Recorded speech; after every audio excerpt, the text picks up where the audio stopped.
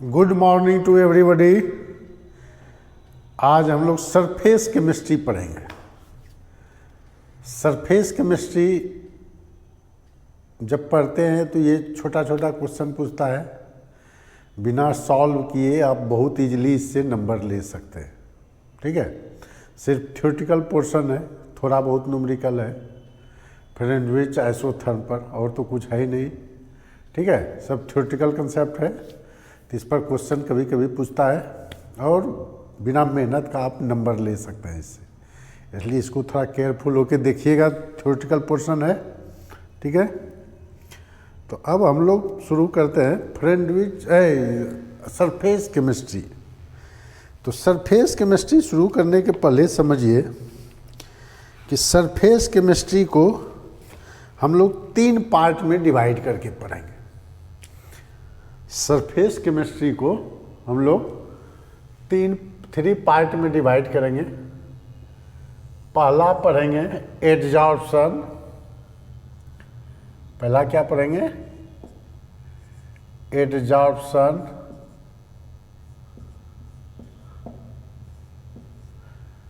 दूसरा पढ़ेंगे catalyst, catalysis भी बोल सकते हैं, या कैटलिस्ट, कैटलिस्ट पढ़ेंगे। चौथा जो पढ़ेंगे कोलाइडल सॉल्यूशन पढ़ेंगे। ठीक है, थर्ड जो पढ़ेंगे कोलाइडल सॉल्यूशन पढ़ेंगे हम लोग। ठीक है, इसी 3 पार्ट में डिवाइड करके हम लोग इसको पढ़ेंगे। ठीक है, तो इसी 3 पार्ट में डिवाइड करके पढ़ते हैं। तो फर्स्ट हम लोग पढ़ते हैं एडजॉर्प्शन। बेसिक टर्म, एडजॉर्प्शन से शुरू करते हैं। इसका बेसिक टर्म्स पहले पढ़ेंगे, फिर उसका डिस्कशन देखेंगे। ठीक है, तो इसका स्टार्टिंग में इतना ही रहने दीजिए। ठीक है, तो इसका ले लीजिए स्क्रीनशॉट, तब हम लोग पढ़ते हैं एडजॉर्प्शन। हाँ, तो देखिए एडजॉर्प्शन क्या कहता है? The phenomena of attracting and retaining the molecule of a substance on the surface of solid and liquid into higher concentration of the molecule on the surface is called adsorption. मान लीजिए ये कोई solid है। ठीक है, ये कोई solid है, अगर इसके सरफेस पर गैस एक्यूमुलेट कर जाए, गैस क्या हो? एक्यूमुलेट कर जाए, तो टाइम के साथ क्या होगा? कंसंट्रेशन बढ़ते जाएगा, बढ़ते जाएगा। तो ये जो है सरफेस फिनोमेना है। Adsorption, the phenomena of attracting and retaining, ये अट्रैक्शन हुआ। The phenomena of attracting and retaining the molecule of substance, molecule है ये, of substance on the surface of solid और लिक्विड, लिक्विड पे भी ले सकते हैं, गैस जैसे एडजॉर्ब हो सकता है। ठीक है, तो ये सॉलिड है। तो ये जो फिनोमेना है एडजॉर्प्शन फिनोमेना है, एडजॉर्प्शन होगा। ठीक है, ये प्रोसेस जो है एडजॉर्प्शन है। एडजॉर्प्शन क्या होता है? Adsorption is a surface phenomena, ये सिर्फ सरफेस पर ही होता है। ठीक है, एडजॉर्प्शन इज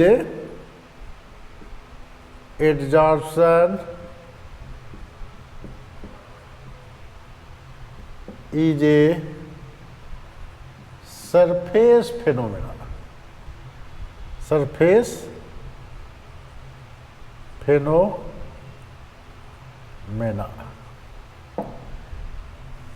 ठीक है, एडजॉर्प्शन क्या हो गया? द फिनोमेना ऑफ अट्रैक्टिंग और रिटेनिंग द मोलिक्यूल, ये मोलिक्यूल्स है, ऑफ ए सब्सटेंस, कोई भी सब्सटेंस का हो सकता है, गैस हो सकता है, लिक्विड हो सकता है, on the surface of solid and liquid into higher concentration of the molecule is on the surface is called adsorption. तो कुछ एडजॉर्प्शन में बेसिक टर्म्स है। ठीक है, एब्जॉर्प्शन भी पढ़ते हैं, ये जैसे एड्जॉर्बेंट होगा, ये एड्जॉर्बेट होगा, तो ये सब टर्म को डिफाइन करना है। तो एब्जॉर्प्शन समझ गए। अब पढ़ते हैं एब्जॉर्प्शन। इसका लीजिए स्क्रीनशॉट। देखिए एब्जॉर्प्शन का एग्जाम्पल जिसे हम लोग सरफेस पर लिए थे, absorption of ammonia gas on charcoal surface, absorption of hydrogen and C2H4 on nickel surface, ये सब एब्जॉर्प्शन का एग्जाम्पल है। एब्जॉर्प्शन क्या हो गया? When the molecule of the substance are uniformly distributed, जैसे ये मान लीजिए हम लोग लिए कैल्शियम क्लोराइड का टुकड़ा, तो ये अगर वाटर मोलेक्यूल यूनिफॉर्मली डिस्ट्रीब्यूटेड हो जाए अंदर में, ठीक है, यूनिफॉर्मली डिस्ट्रीब्यूटेड हो गया अंदर में, तो कहता है uniformly distributed throughout the body of A solid और लिक्विड, जैसे अमोनिया गैस को डिजॉल्व कर देते हैं वाटर में तो अमोनियम हाइड्रोक्साइड बनाता है, ठीक है। तो dissolve water vapour absorbed bye anhydrous calcium chloride, ये मान लीजिए कैल्शियम क्लोराइड है,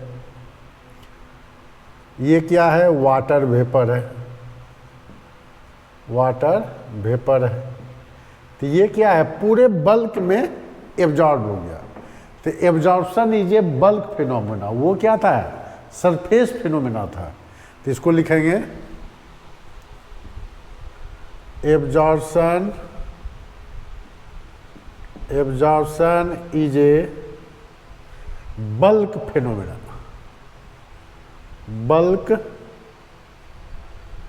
बल्क फिनोमेना है ये।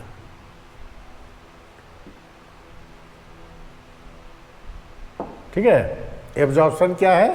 एक बल्क है, पूरा बॉडी में ये एब्जॉर्ब होता है। तो वही लिखे when the molecule of the substance are uniformly distributed throughout the body of solid और liquid, this phenomena is called absorption. Example में वाटर वेपर, और एग्जाम्पल लेंगे बाद में। वाटर वेपर, अभी तो बेसिक चीज टर्म सिखा रहे हैं सिर्फ। Water vapour absorb by anhydrous CaCl2, जैसे water vapour absorb by P2O5 तो H3PO4 बना देगा। Ammonia gas absorb by water तो अमोनियम हाइड्रोक्साइड बना दिया। CO2 एब्जॉर्ब बाय वाटर तो H2CO3 बना देगा। ये सब एब्जॉर्प्शन फिनोमेना है, ठीक है। तो इसका स्क्रीनशॉट लीजिए। देखिए टर्मिनोलॉजी है सॉर्प्शन, कहता है the phenomena in which adsorption and absorption occur simultaneously is called sorption। कोई ले लिए, मान लीजिए ये अगर इसके सरफेस पर भी हो, ठीक है, यहीं पर लिख देते हैं। अगर यहाँ सरफेस पर हो, यहाँ देखिए ये लेते हैं, अगर गैस मोलेकुल यहाँ एब्जॉर्ब हो जाए सरफेस पर भी और बल्क में भी, यहाँ अंदर भी चला जाए, तो ये जो फिनोमेना है ये सॉर्प्शन है, ठीक है। अब है कि the removal of एब्जॉर्बेड substance from the surface is called desorption. मान लीजिए ये सरफेस है, इस पर पहले गैस मोलेकुल बहुत एब्जॉर्ब था, अब टेम्परेचर बढ़ाने से डिजॉर्प्शन बढ़ता है। तो मान लीजिए कुछ समय के बाद ये सरफेस पर बहुत कम गैस मोलेकुल रहा, निकल रहा है बाहर के तरफ, निकल रहा है, बहुत कम बचा। तो इस प्रोसेस को कहा जाता है desorption. Adsorption of gas on the surface of metal, कोई भी मेटल सरफेस है, ये मेटल सरफेस है, मेटल है, मान लीजिए निकेल ही है, निकेल मेटल पर अगर गैस H2 एब्जॉर्ब हो गया मान लीजिए, ठीक है, तो इसके लिए स्पेशल टर्म होता है जब मेटल के सरफेस पर गैस एब्जॉर्ब हो जाए तब इसको बोला जाता है अक्लूजन, ठीक है। जैसे PD मेटल पर हाइड्रोजन गैस एब्जॉर्ब है, पैलेडियम ले लीजिए, तो इसके लिए टर्म होता है स्पेशली अक्लूजन, ठीक है। एडजॉर्बेट कौन हुआ और एडजॉर्बेंट कौन है, देखिए ये है मेरा कोई भी सरफेस पर जब कोई सब्सटेंस एडजॉर्ब होता है, कोई भी सरफेस है, मान लीजिए यही सरफेस है,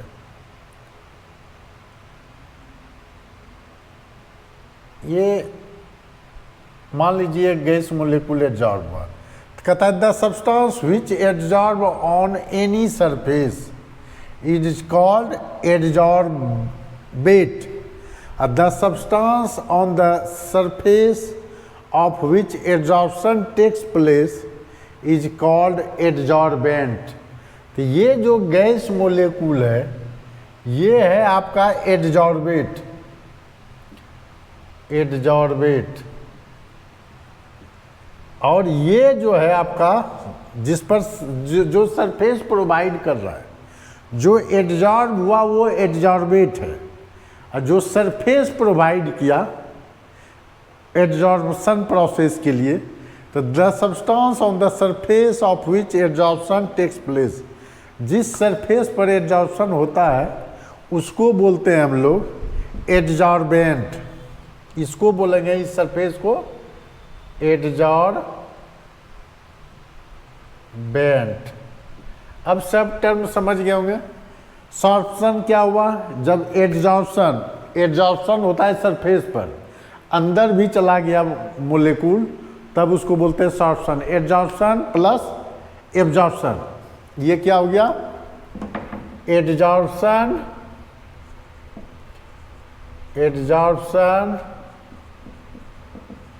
प्लस एब्जॉर्प्शन, एब्जॉर्प्शन, तब ये हुआ सॉर्प्शन। तब क्या हो गया ये सॉर्प्शन। जब दोनों होता है तब उसको कहते हैं सॉर्प्शन, ठीक है। जब एडजॉर्बेट, डिजॉर्प्शन क्या क्या है, the removal of adsorbed substance from the surface. यहाँ पर देखिए बहुत गैस मोलेकुल है, वहाँ फ्लाई कर गया है, टेम्परेचर बढ़ेगा तो निकल जाएगा गैस मोलेकुल, एडजॉर्प्शन डिक्रीज कर जाता है। तो ये जो प्रोसेस हो रहा है हो सकता है सब निकल जाए, ठीक है। तो ये प्रोसेस जो कहलाता है डिजॉर्प्शन कहलाता है। अक्लूजन एडजॉर्प्शन ही है, लेकिन स्पेशली गैस मोलेकुल जब मेटल के सरफेस पर करता है तब उसके लिए टर्म यूज कर लेते हैं अक्लूजन। है एडजॉर्प्शन ही है, गैस मोलेकुल ही तो मेटल के सरफेस पर एडजॉर्ब हो रहा है, वो भी है, लेकिन स्पेशली टर्म गैस मोलेकुल और मेटल के लिए लेते हैं एब्जॉर्प्शन, एडजॉर्प्शन, अक्लूजन है ये भी एडजॉर्प्शन। एडजॉर्प्शन ऑफ गैस, देखते हैं adsorption of gases on the surface of metal is called occlusion. Adsorbate क्या है, the substance which adsorbed on any surface, कोई भी सरफेस पर कोई सब्सटेंस जब एडजॉर्ब होता है तो उसको कहते हैं हम लोग एडजॉर्बेट। और जो सरफेस प्रोवाइड किया, the substance on the surface of which adsorption takes place, उसको कहते हैं हम लोग एडजॉर्बेंट, ठीक है। तो ये सब बेसिक टर्मिनोलॉजी था, ठीक है। इसका स्क्रीनशॉट लीजिए। देखिए ये छूट गया था। इंटरफेस क्या है, the plane which separate any two phase, जैसे सॉलिड गैस, ये गैस है ये सॉलिड है, उसको जो सेपरेट करता है उसको बोलता है इंटरफेस, ठीक है। तो क्या कहता है, the plane which separate any two phase is called interface. ये टर्म छूट गया था तो इसको लिख दिए, ठीक है। तो हम लोग पढ़ लिए adsorption, absorption, sorption, desorption, occlusion, adsorbate, adsorbent और इंटरफेस। बेसिक टर्मिनोलॉजी एडजॉर्प्शन का खत्म हो गया, ठीक है। यही सब टर्म यूज करेंगे हम लोग बार बार, ठीक है। तो अब हम लोग थोड़ा देख लेते हैं एडजॉर्प्शन और एब्जॉर्प्शन में डिफरेंसेस क्या है, ठीक है। एडजॉर्प्शन और एब्जॉर्प्शन में डिफरेंसेस, तो इसका ले लीजिए स्क्रीनशॉट। देखिए difference between adsorption and absorption, difference क्या है? एड्जॉर्प्शन जो है, एड्जॉर्प्शन जो होता है सरफेस फिनोमेना है, पले ही पड़े। एब्जॉर्प्शन जो है ये बल्क फिनोमेना है, अंदर तक चला जाता है, इसमें सिर्फ सरफेस पर ही आता है, ठीक है। Concentration of adsorbed molecule is always greater than free surface. Free surface जितना है तो उतना तो एब्जॉर्ब होगा ही, साथ में क्या होता है मल्टी लेयर बनने लगता है, तो इसलिए क्या कहा जाता है, concentration of adsorb molecule is always greater than free space. लेकिन इसमें क्या होता है, कंसंट्रेशन लो होता है, पूरा सरफेस के अंदर तो जा नहीं पाता है, तो वो क्या होता है एब्जॉर्प्शन में क्या होता है, in it concentration is low, concentration कम होगा। Absorption takes place fastly in beginning, शुरू में जो है ये फास्टली एब्जॉर्ब होगा, जब फ्री स्पेस खत्म होने लगेगा तो स्लो होगा, फिर इक्विलिब्रियम में जाके स्लो डाउन हो जाएगा, near equilibrium. Absorption occur at uniform rate, वहाँ कोई तेजी से नहीं जाता है, यूनिफॉर्मली वो क्या होता है, यूनिफॉर्म रेट से वो एब्जॉर्ब होगा, धीरे धीरे वाटर मोलिक्यूल अंदर चला जाता है। एग्जाम्पल में water vapour absorb by CaCl2, water vapour absorb by P2O5, जैसे CaCl2 वाटर वेपर एब्जॉर्ब कर लेगा। Ammonia absorb by water, water absorb करके अमोनियम हाइड्रोक्साइड बनाता है। Water vapour absorb by P2O5 phosphoric acid बना देगा। Water vapour absorb by silica gel, silica gel पर भी वाटर ये एब्जॉर्ब हुआ, वहाँ एब्जॉर्ब हो रहा है, बल्क फिनोमेना हो जाता है, यहाँ सरफेस फिनोमेना है। Ammonia absorb by charcoal, charcoal के सरफेस पर अमोनिया एब्जॉर्ब होता है। O2 absorb by tungsten surface. ये सब कुछ एग्जाम्पल कुछ याद रखिएगा, 2-3 इसमें डिफरेंसेस पूछ सकता है, ये बोर्ड लेवल में पूछता है, ठीक है। What is difference between absorption and absorption, तो इसका ले लीजिए स्क्रीनशॉट। देखिए absorption principle, there are 2 principle of absorption, 2 theory है एब्जॉर्प्शन का। ड्राइविंग फोर्स फॉर एब्जॉर्प्शन, इसमें क्या होता है, जैसे सॉलिड सरफेस लिए, सॉलिड सरफेस लिए तो इंटरनल मोलिक्यूल जो है वो बैलेंस्ड फोर्स है, चारों तरफ इक्वली लग रहा है, इधर भी इधर भी इधर भी इधर भी। लेकिन इसमें क्या है, सरफेस पर अप साइड तरफ तो कुछ हो नहीं रहा है, यहाँ तो एट्रैक्शन है नहीं दूसरे के साथ, तो यहाँ पर ये मोलिक्यूल जो है सरफेस टेंशन में रहता है, ठीक है। तो इसके कारण ये मोलिक्यूल क्या सोचता है, बाहर से मोलिक्यूल आके एब्जॉर्ब हो जाए, ये टेंडेंसी हो जाता है इसका। आउटर सरफेस पर जितना भी मोलिक्यूल है सबका टेंडेंसी क्या होगा, बाहर से मोलिक्यूल आके एब्जॉर्ब हो जाए, ताकि उस पे वो भी बैलेंस्ड फोर्स में आ जाए। जैसे ये बीच में है, चारों तरफ इक्वल फोर्स लग रहा है, लेकिन इसमें क्या है, 3 तरफ तो लगेगा, एक तरफ नहीं लगेगा। इसमें क्या है, 3 तरफ तो लगेगा, एक तरफ नहीं लगेगा।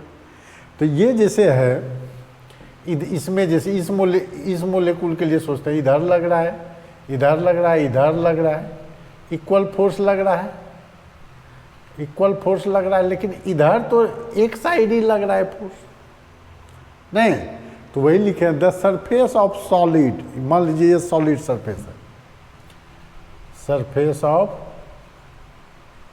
सॉलिड, तो क्या लिखे हैं, द सरफेस ऑफ सॉलिड और liquid in state of strain. ये जो है सरफेस जो रहता है स्ट्रेन में रहता है, सरफेस टेंशन में रहे, सरफेस टेंशन में है, strain which result unbalance residual force.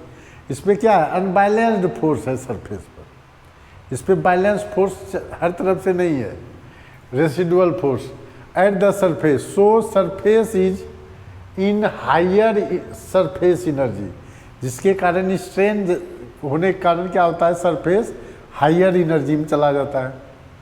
तो हायर एनर्जी में कोई भी जाता है तो वो क्या सोचता है, लोअर एनर्जी में जाने के लिए, लोअर एनर्जी में जाने के लिए क्या करना होगा, तब क्या होगा, so surface solid to attract and retain the molecule species which it comes in contact, this tendency is responsible for absorption. यहाँ क्या हो रहा है, आउटर मोलिक्यूल जो है सॉलिड का वो स्ट्रेन में है, हाइयर एनर्जी स्टेट में चला गया। हाइयर एनर्जी स्टेट में हर चीज़ अनस्टेबल फॉर्म में आ जाता है, तो वो सोचेगा लोअर में जाने के लिए। लोअर में कैसे जाएगा, जब दूसरा मोलिक्यूल को एब्जॉर्ब कर लेगा तो उसका स्ट्रेन खत्म हो जाएगा, सरफेस एनर्जी कम हो जाएगा। नहीं, तो ये है टेंडेंसी, ये रीजन होता है। जैसे कोई भी चीज़ पे एब्जॉर्ब कैसे होगा, जब उसका सरफेस मोलिक्यूल स्ट्रेन में रहेगा, higher energy, surface energy higher energy state में रहेगा, तभी वो लोअर एनर्जी स्टेट में जाना सोचेगा। और लोअर एनर्जी स्टेट में जाने के लिए बाहर से मोलिक्यूल क्या होगा, यहाँ एब्जॉर्ब हो जाएगा सरफेस पर। तो जैसे सरफेस पर एब्जॉर्ब हुआ तो वो एब्जॉर्प्शन फेनोमेना आ गया। ठीक है। दूसरा, हम लोग जैसे लेते हैं कोई सरफेस, उस पर गैस मोलिक्यूल एब्जॉर्ब होता है, अब लिखते हैं उसको। दूसरा होगा स्पॉन्टेनिटी एंड एक्सोथर्मिसिटी बेस पर। ठीक है, तो इसका ले लीजिए स्क्रीनशॉट, तब दूसरा लिखते हैं। देखिए, थर्मोडायनेमिक फिजिबिलिटी ऑफ एब्जॉर्प्शन पढ़ना है, तो कोई भी प्रोसेस थर्मोडायनेमिक्स में समझने के लिए हम लोग क्या करते हैं, any process can be represented by thermodynamically under constant temperature and pressure. Delta G जो है फ्री एनर्जी है, यहाँ delta G equal to delta H minus T del S. तो डेल्टा जी है free energy, Gibbs free energy लिख देते हैं, Gibbs free energy ये है गिब्स, ये जो है आपका गिब्स फ्री एनर्जी है। ठीक है। डेल्टा एच जो है ये क्या है, हीट ऑफ इंथैल्पी है,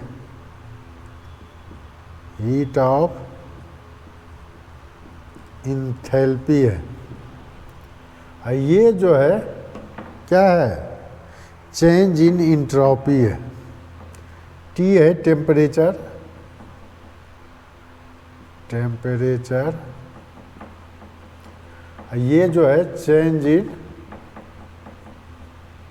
इन इंट्रोपी है। तो देखिए, गैस मोलिक्यूल एब्जॉर्ब होगा, तो गैस मोलिक्यूल जब सॉलिड सरफेस पर एब्जॉर्ब होगा तो ये क्या होगा, एक्सोथर्मिक प्रोसेस होगा ना। तो gas, when gas molecule absorb on solid surface, when gas molecule absorbed on solid surface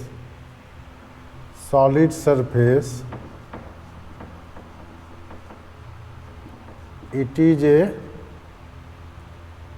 exothermic process, exothermic process, ये जो है एक्सोथर्मिक प्रोसेस है। तो डेल्टा एच क्या हो जाएगा, डेल्टा एच निगेटिव होगा। ठीक है। अब देखिए, गैस मोलिक्यूल जब एब्जॉर्ब होगा तो चेंज इन एंट्रोपी क्या हो जाएगा, रेंडमनेस डिक्रीज करेगा। तो दूसरा केस क्या होगा, when gas molecules adsorbed on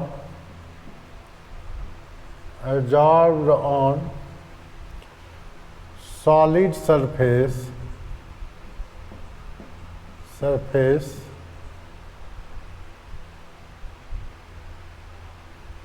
entropy decreases,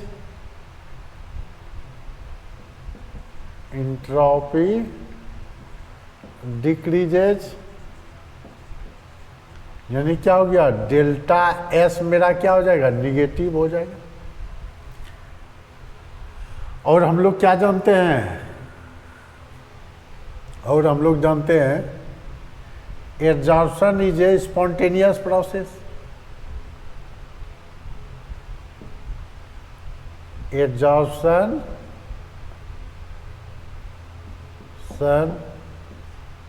is a spontaneous process.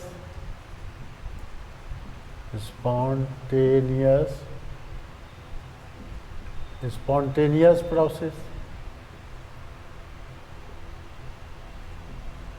जब स्पॉन्टेनियस प्रोसेस है, थर्मोडायनेमिक्स में क्या होता है, delta G should be negative.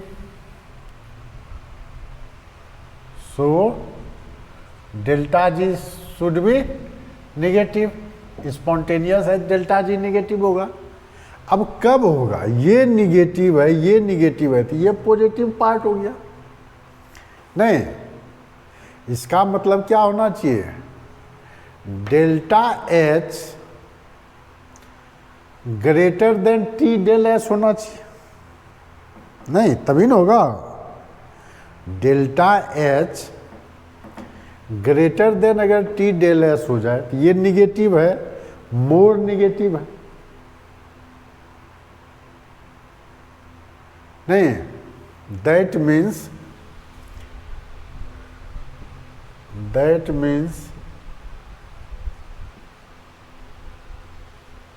Adsorption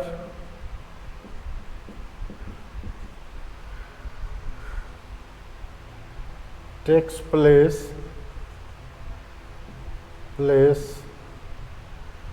when delta H greater than T del S। नहीं, डेल्टा एच निगेटिव हो, delta S negative हो, तो यानी क्या हो गया कि adsorption, that means adsorption takes place when delta H greater than T del S. That means adsorption takes place when temperature कम होना चाहिए तब। नहीं, टेम्परेचर जब कम होगा तब डेल्टा जी निगेटिव हो जाएगा।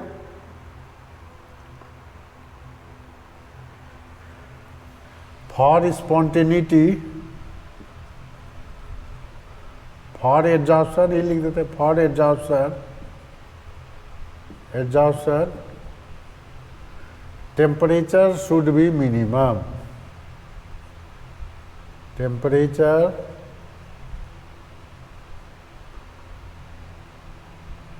शुड बी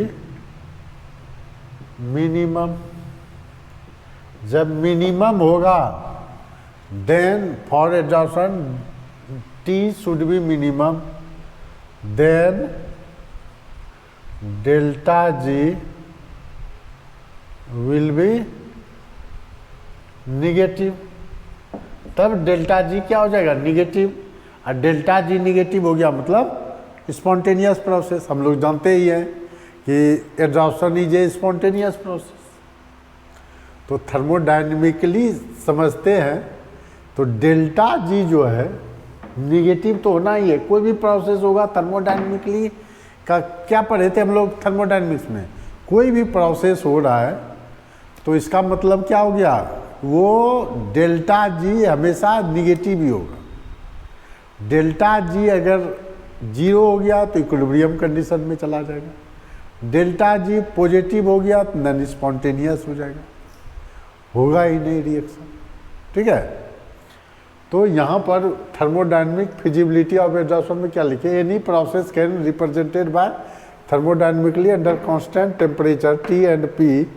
डेल्टा जी, ये सब delta G equal to delta H minus T del S gives free energy, heat of enthalpy, temperature change in entropy है। When gas molecule absorb on solid surface it is a exothermic process. जब gas molecule higher energy state में है, वो lower में जा रहा है तो एनर्जी रिलीज करेगा, एक्सोथर्मिक प्रोसेस। यानी that means delta H negative. When gas molecule absorb on solid surface entropy decreases, जब एब्जॉर्ब हो जाएगा तो इंट्रोपी क्या होगा, डिक्रीज। इंट्रोपी क्या है, entropy is entropy measures the randomness of molecule. जब एब्जॉर्ब हो जाएगा तो रेंडमनेस घट जाएगा तो इंट्रोपी क्या हो गया, डिक्रीजेज। तो delta S negative, delta S भी निगेटिव है, डेल्टा एच भी निगेटिव है। तो ये डेल्टा एस निगेटिव है तो ये प्लस हो गया। तो इसको निगेटिव होने के लिए इसका quantity delta H greater than T del S होना चाहिए, तभी फिजिबिलिटी है नहीं। तो for absorption T should be minimum. अब जब टी छोटा रहेगा तो स्वाभाविक है ये पार्ट मेरा क्या हो जाएगा, कम होगा। तो ये जितना है तो माइनस में निगेटिव में आ जाएगा। ठीक है, प्योर थर्मोडायनेमिक्स का पार्ट है, हम लोग पढ़े थे, गिब्स फ्री एनर्जी। ठीक है, तो इसका ले लीजिए screenshot. Characteristics of absorption, absorption is a spontaneous process, takes place no time. जैसे गैस मोलिक्यूल आएगा एब्जॉर्ब होगा, इसमें कोई टाइम टेकन नहीं होता है, ये स्पॉन्टेनियस प्रोसेस है। हम लोग पढ़े ही अभी थर्मोडायनेमिक फिजिबिलिटी में। The phenomena of absorption can occurs all surface, 5 types के सरफेस इंटरफेस पर ये एग्जिस्ट करता है। गैस सॉलिड पे करेगा, लिक्विड सॉलिड पे करेगा, लिक्विड लिक्विड में करेगा, सॉलिड सॉलिड में करेगा, गैस गैस में करता है। ठीक है, अब अगर एब्जॉर्बेंट आपको पोरस हो, ठीक है, और absorbent is actually condensed on the in the porous, मान लीजिए पोरस है, छेददार है। ठीक है, एब्जॉर्बेंट जो है, एब्जॉर्बेंट का सरफेस है, छेद है। ठीक है, और एब्जॉर्बेट जाके उस पर कंडेंस होता है। ठीक है, तो उसको बोला जाता है कैपिलरी कंडेंसेशन। जैसे मान लीजिए ये है मेरा, ये मान लीजिए कोई टुकड़ा है किसी चीज़ का, ये है, ये इस तरह से पोरस हो, ऐसे हो, ऐसे हो। ठीक है, ऐसे हो सकता है, बड़ा भी हो सकता है, छोटा भी हो सकता है। ठीक है, ऐसा हो सकता है, ऐसा हो सकता है, ऐसा हो सकता है। अब गैस मोलिक्यूल अगर यहाँ कंडेंस हो रहा है, ठीक है, गैस मोलिक्यूल अगर यहाँ कंडेंस हो रहा है, ठीक है, यहाँ कंडेंस हो रहा है, तो ये जो कहलाता है कंडेंसेशन, कंडेंसेशन कैपिलरी कंडेंसेशन कहा जाएगा। ठीक है, अब हम लोग देखते हैं टाइप्स ऑफ एब्जॉर्प्शन। एब्जॉर्प्शन को हम लोग एब्जॉर्बेंट के फोर्स ऑफ एट्रैक्शन के बेस पर डिवाइड करते हैं, और हम लोग डिवाइड करते हैं कंसंट्रेशन के बेस पर। तो on the basis of concentration सबसे पहले, उसके बाद फोर्स ऑफ एट्रैक्शन के बेस पर हम लोग डिवाइड करेंगे। तो पॉजिटिव एब्जॉर्प्शन, पॉजिटिव एब्जॉर्प्शन में क्या होता है, if the concentration of absorbent more than surface as compared to concentration of bulk phase, then it is called positive adsorption.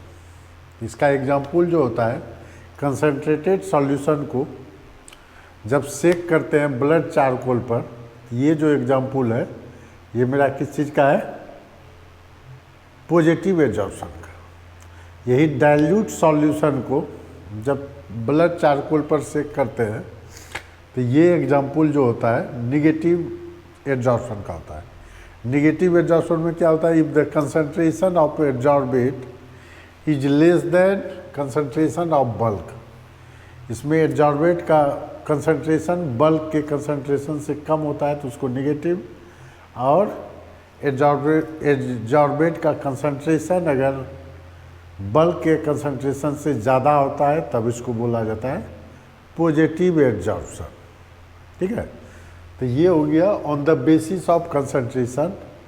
अब हम लोग पढ़ेंगे on the basis of force existing between adsorbate and adsorbent. ठीक है, तो इसका screenshot लीजिए, तब हम लोग पढ़ते हैं। सेकेंड टाइप्स ऑफ एड्जॉर्प्शन तो पढ़ ही रहे, मतलब इसका on the basis of force existing between adsorbate and adsorption के बेस पर इसका लीजिए स्क्रीनशॉट। अब देखिए, on the basis of force existing between adsorbate and adsorbent.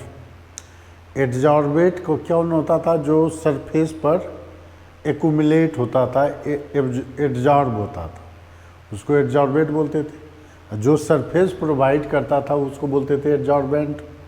तो एड्जॉर्बेट और एड्जॉर्बेंट के बीच फोर्स के बेस पर हम लोग दो पार्ट में डिवाइड करते हैं इसको। तो on the basis of force existing between adsorbate and adsorbent, physical adsorption. अगर एड्जॉर्बेट और एड्जॉर्बेंट के बीच वैन डर वाल्स फोर्स यानी वीक फोर्स लगता है, तब उसको बोलते हैं हम लोग फिजिकल एड्जॉर्प्शन। ठीक है, इसी को फिजियोजॉर्प्शन भी बोलते हैं, वैन डर वाल्स एड्जॉर्प्शन भी बोलते हैं, फ्रेंडविच एड्जॉर्प्शन भी बोलते हैं।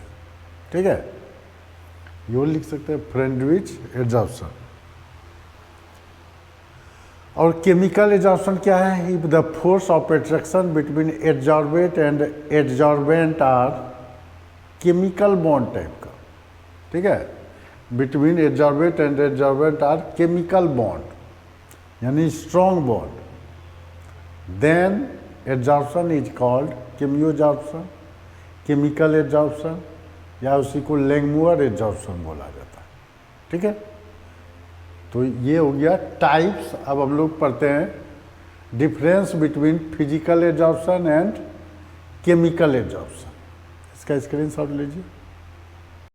अब हम लोग देखते हैं difference between physical and chemical adsorption. तो फिजिकल एड्जॉर्प्शन में तो फोर्स ऑफ अट्रैक्शन जो होता है वैन डर वाल्स फोर्स होता है, यहाँ लिख दिए force of attraction are van der Waals force. इसमें केमिकल एड्जॉर्प्शन में केमिकल बॉन्ड का फॉर्मेशन करता है, तो इसमें हो गया force of attraction are chemical bond force.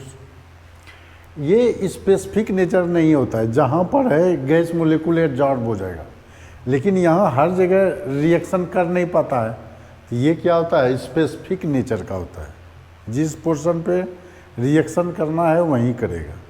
ठीक है, स्पेसिफिक नेचर का होता है।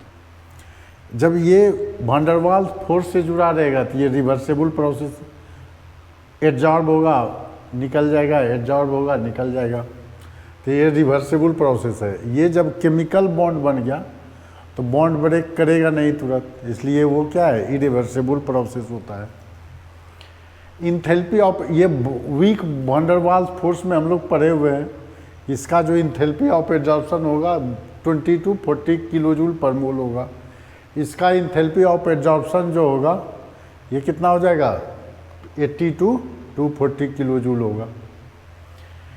मोर इजली लिक्विफिएबल गैस जो है एड्जॉर्ब इजली, इसमें गैस विच कैन रिएक्ट, इसमें जो गैस रिएक्ट करेगा वहीं से बॉन्ड बनाएगा, इसलिए उसमें gas which can react with the adsorbent, so chemical adsorption. ऐसा नहीं है कि सबके साथ क्या हो जाएगा, सब गैस जो गैस रिएक्शन करेगा सिर्फ उसी के साथ केमिकल बॉन्ड का फॉर्मेशन होगा। अब देखिए ये लो टेम्परेचर, जैसे टेम्परेचर बढ़ाएंगे तो एड्जॉर्प्शन क्या होगा डिक्रीज हो जाएगा, लेकिन इसका जो है high temperature favours the chemical adsorption. लेकिन इसमें भी है हाई टेम्परेचर पे बढ़ा लेकिन बाद में फिर ये डिक्रीज हो जाता है। High temperature favour the adsorption but after some time decreases the but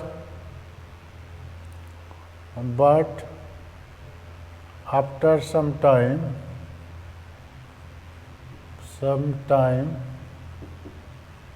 decreases the absorption,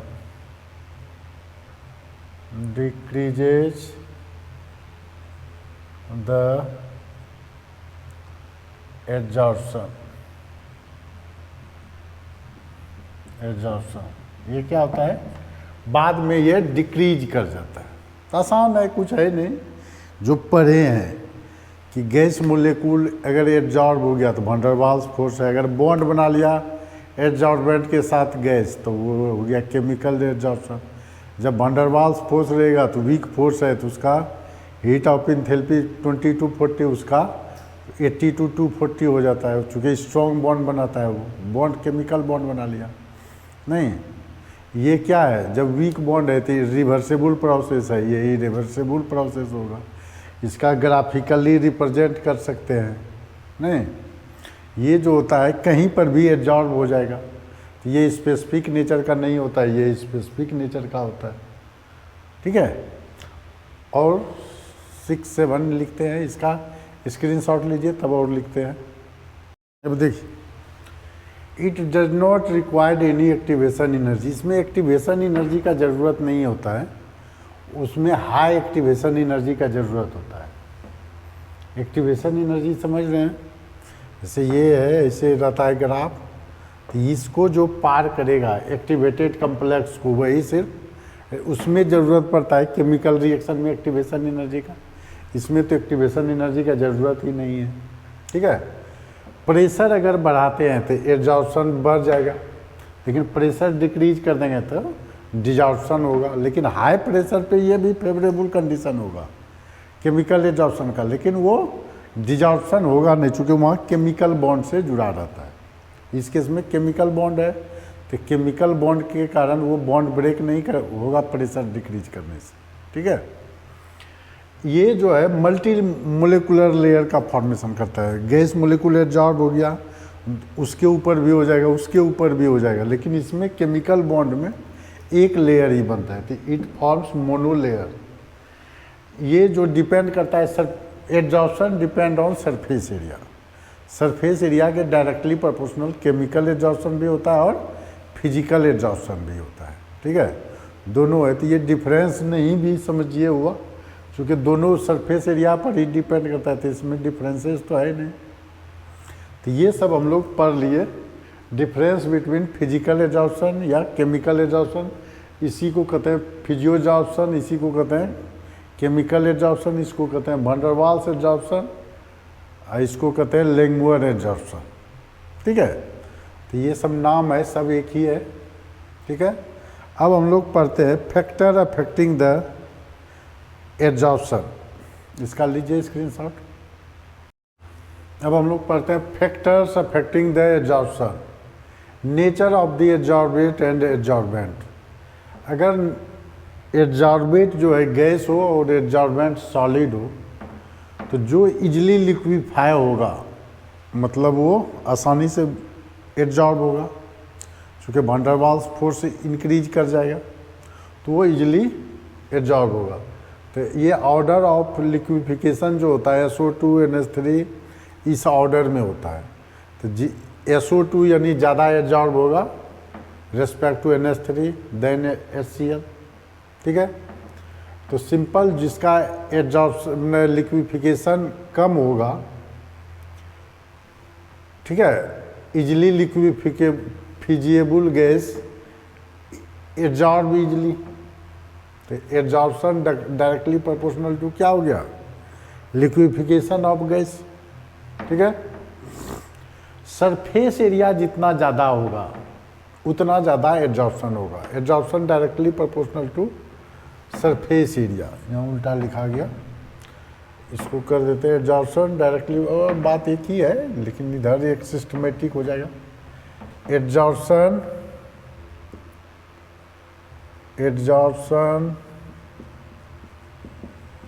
directly proportional to surface area, जितना ज़्यादा सरफेस एरिया होगा उतना ज़्यादा एब्जॉर्प्शन होगा। यानी पाउडर के फॉर्म में अगर कोई सब्सटेंस है तो उसका एब्जॉर्प्शन ज़्यादा होगा respect to solid form.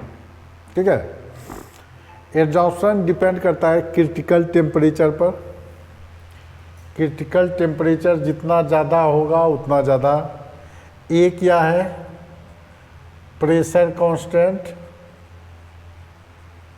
Pressure constant, pressure correction constant, correction constant हम लोग पढ़े वैन डर वाल्स इक्वेशन में। बी जो है वॉल्यूम करेक्शन कांस्टेंट है, ठीक है। तो ये क्रिटिकल टेम्परेचर जितना ज़्यादा होगा एब्जॉर्प्शन उतना ही ज़्यादा होता है, यानी क्या होगा। और ए जो है प्रेशर कांस्टेंट, प्रेशर कांस्टेंट जितना ज़्यादा होगा उतना ज़्यादा एब्जॉर्प्शन होगा, और वॉल्यूम कांस्टेंट जितना कम होगा उतना ज़्यादा एब्जॉर्प्शन होगा, यानी absorption directly proportional to pressure. Pressure बढ़ाएंगे तो एब्जॉर्प्शन बढ़ेगा, प्रेशर घटाएंगे तो डिजॉर्प्शन हो जाता है। पहले भी पढ़े थे डिफरेंस में।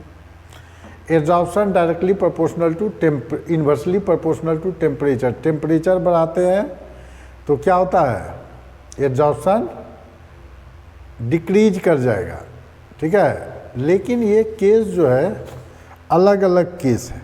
फिजिकल एब्जॉर्प्शन के केस में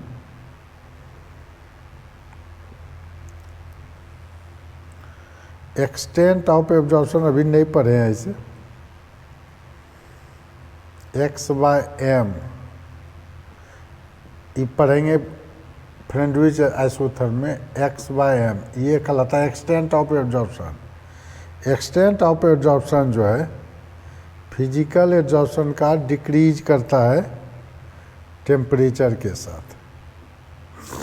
ये है फिजिकल एब्जॉर्प्शन, फिजिकल एब्जॉर्प्शन। लेकिन केमिकल एब्जॉर्प्शन के केस में क्या होता है, एक्स बाय एम का वैल्यू शुरू में तो टेम्परेचर बढ़ाने से बढ़ता है लेकिन फिर घट जाता है, ठीक है। टेम्परेचर लेते हैं इधर, ये जो केस है केमिकल एब्जॉर्प्शन का है, ये जो है केमिकल एब्जॉर्प्शन का है, केमिकल एब्जॉर्प्शन।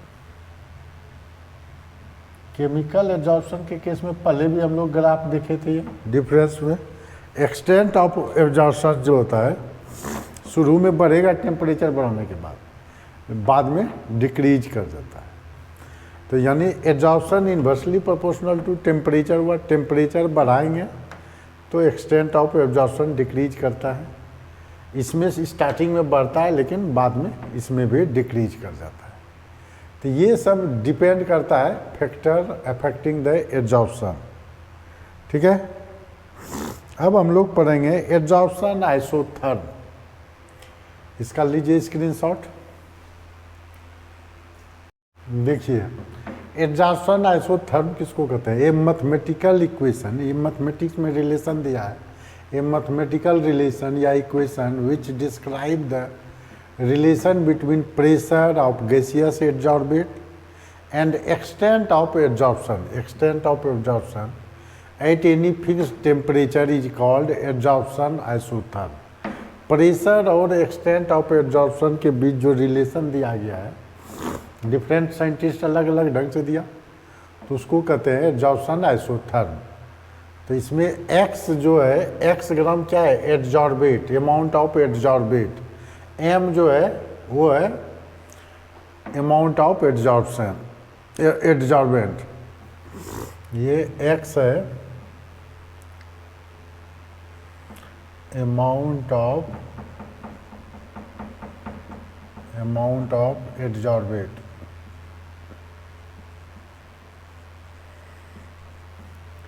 ये क्या है, अमाउंट ऑफ एड्जॉर्बेंट, एड्जॉर्बेंट, ठीक है। ये तब हम लोग फिर एब्जॉर्प्शन आइसोथर्म डिफरेंट टाइप का पढ़ते हैं, इसको लिखिए। तब पढ़ेंगे फ्रेंडविच आइसोथर्म, एब्जॉर्प्शन आइसोथर्म, इसका ले लीजिए डाटा। अब हम लोग पढ़ते हैं फ्रेंडविच एब्जॉर्प्शन आइसोथर्म। इसको दिया है फ्रेंडविच ने 1909 में। At given temperature the extent of absorption directly proportional to pressure, यानी extent of absorption x by m है, डायरेक्टली प्रोपोर्शनल टू प्रेशर दिया। Freundlich absorption isotherm is obeyed by the absorption where absorbate forms a monomolecular layer on the surface of absorption. ये Freundlich absorption isotherm जो है monomolecular layer के लिए ही valid है, ठीक है। उसके बाद x by m according to क्या दिया, extent of absorption directly proportional to x by m, ऐसे लिख सकते हैं x by m directly proportional to p to the power 1 by n. तो एक्स बाय एम बराबर हो गया k p to the power 1 by n, log taking log both side, logarithm ले लिए तो लॉग एक्स बाय एम बराबर log k plus 1 by n log p, where k and x by m तो extent of absorption है, p pressure है, और k and n जो है कांस्टेंट है which is depend on nature of the gas, जो कि नेचर ऑफ द गैस पर डिपेंड करता है। तो यही कहता है फ्रेंडविच एब्जॉर्प्शन आइसोथर्म क्या क्या कि extent of absorption at given temperature, extent of absorption directly proportional to pressure, pressure पर डिपेंड किया, ठीक है। इसका लीजिए स्क्रीनशॉट। फ्रेंडविच जो है ग्राफिकल रिप्रेजेंटेशन किया, लो प्रेशर पर 2-3 फेज में इसको ग्राफ को डिवाइड किया। ये लो प्रेशर का है, ये इंटरमीडिएट प्रेशर है, इधर हाई प्रेशर है, ये जो है बीच का इंटरमीडिएट प्रेशर है, ठीक है। तो लो प्रेशर पर क्या हो रहा है, स्ट्रेट लाइन जा रहा है ग्राफ, तो extent of absorption directly very linearly with pressure. तो यहाँ पर extent of absorption directly proportional to p है, यानी 1 बाय एन होना चाहिए 1 बाय एन 1 होगा तब ना डायरेक्टली प्रोपोर्शनल टू पी हो जाएगा। यहाँ देखते हैं स्ट्रेट लाइन जा रहा है ग्राफ, ये क्या जा रहा है, स्ट्रेट लाइन ग्राफ जा रहा है, ठीक है। जब इंटरमीडिएट हाई प्रेशर पर देखिए, हाई प्रेशर पर एक्स बाय एम क्या हो गया, कांस्टेंट हो गया। कांस्टेंट कब होगा, जब 1 बाय एन का वैल्यू 0 हो जाएगा, नहीं 1 बाय एन का वैल्यू 0 हो जाएगा तो वो कांस्टेंट हो जाएगा, एक्स बाय एम बराबर के हो जाएगा, ठीक है। इंटरमीडिएट में क्या है, इंटरमीडिएट में ये लाई करेगा 0 और 1 के बीच, ये जो है ये 0 और 1 के बीच लाई करेगा। यहाँ 0 और x by m directly proportional to हमेशा वही p to the power 1 by n तो होगा। अब लो प्रेशर है डायरेक्टली प्रोपोर्शनल होता है तो 1 बाय एन 1 हो गया। हाई प्रेशर है तो क्या होगा, डायरेक्टली प्रोपोर्शनल टू के डायरेक्टली प्रोपोर्शनल होगा तो वहाँ पर क्या हो जाएगा, पी 1 बाय एन का वैल्यू हो जाएगा 0, यानी एन इन्फिनिटी भी हो सकता है, नहीं हाई प्रेशर इन्फिनिटी हो जाएगा प्रेशर। इंटरमीडिएट में ये होता है ग्राफ, ठीक है। ये इंटरमीडिएट का ग्राफ है, ये लो प्रेशर का ग्राफ है, ये हाई प्रेशर का ग्राफ है। ये हुआ फ्रेंडविच आइसोथर्म का ग्राफिकल रिप्रेजेंटेशन, ठीक है। इसका स्क्रीनशॉट लीजिए। अब देखिए ये तो मेरा फ्रेंडविच एब्जॉर्प्शन आइसोथर्म का ग्राफिकल रिप्रेजेंटेशन है। इक्विलिब्रियम कंडीशन में क्या होगा, जितना अमाउंट गैस एब्जॉर्ब होगा उतना ही डिजॉल्व्ड हो जाएगा। तो इक्विलिब्रियम कंडीशन में यही होता है, ठीक है। एक्स बाय एम का value k p to the power 1 by n है, यानी 0 और 1 के बीच में है। एन बराबर 1 और इन्फिनिटी हो सकता है ना, 1 और इन्फिनिटी होगा, ठीक है। एब्जॉर्प्शन आइसोथर्म और डिफरेंट टेम्परेचर पे देखते हैं। एक्सटेंट ऑफ एब्जॉर्प्शन क्या देख रहे हैं, प्रेशर बढ़ रहा है, तो एक्सटेंट ऑफ एब्जॉर्प्शन क्या हो रहा है, टेम्परेचर बढ़ रहा है तो एक्सटेंट ऑफ एब्जॉर्प्शन डिक्रीज कर रहा है। तो हम लोग पहले से ही जानते हैं कि एक्सोथर्मिक प्रोसेस होता है, तो टेम्परेचर बढ़ेगा तो एक्सटेंट ऑफ एब्जॉर्प्शन क्या होगा, डिक्रीज हो गया। देखिए एक्सटेंट ऑफ एब्जॉर्प्शन ऐसे है, ये है एक्सटेंट ऑफ एब्जॉर्प्शन, लेकिन मेरा क्या हो रहा है, ये घटते जा रहा है, ये घटते जा रहा है। प्रेशर तो बढ़ने के साथ क्या हो रहा है, एक्सटेंट ऑफ एब्जॉर्प्शन, टेम्परेचर देखिए ये तो सब ग्राफ ऐसा ही जाएगा x/m और p के बीच का, लेकिन टेम्परेचर जैसे जैसे बढ़ रहा है एक्सटेंट ऑफ एब्जॉर्प्शन क्या हो गया, डिक्रीज होते जाता है।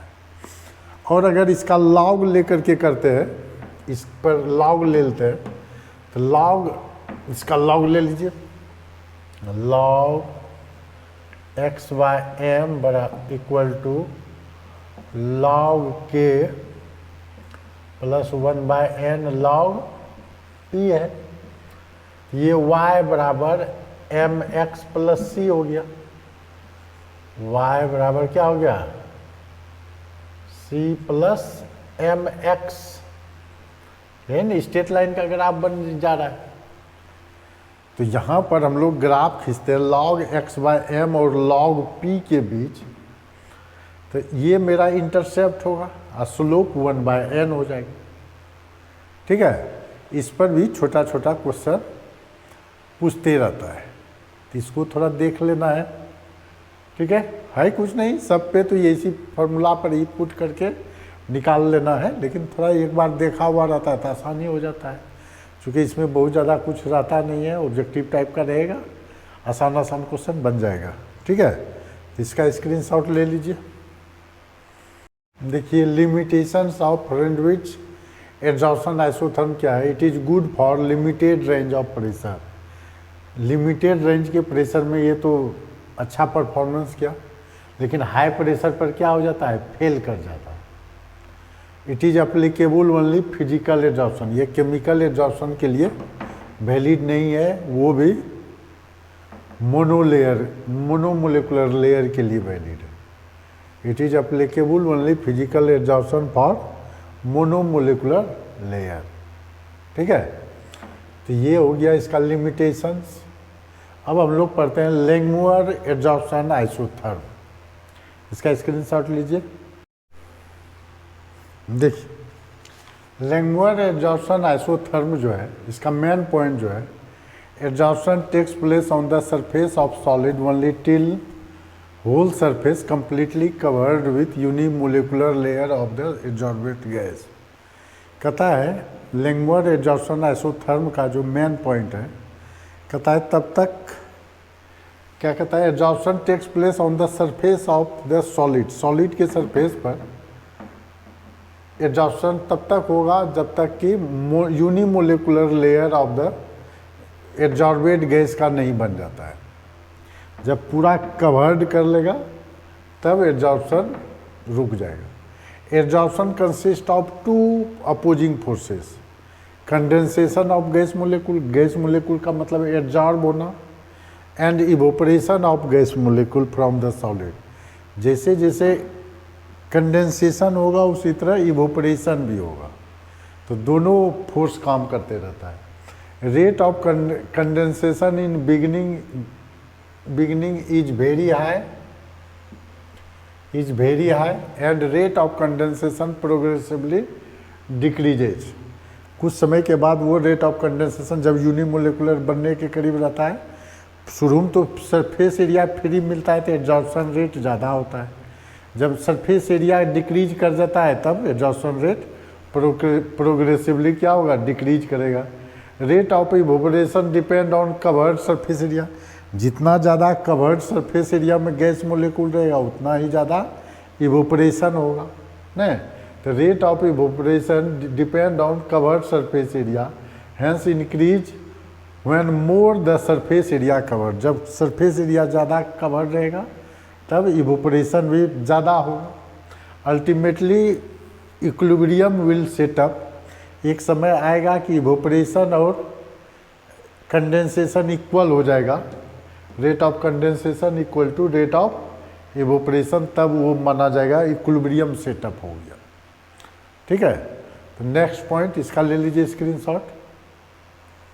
देखिए, तो rate of condensation also depend upon pressure. वहाँ क्या था, इक्विलिब्रियम में rate of condensation equal to rate of evaporation हो गया था, नहीं।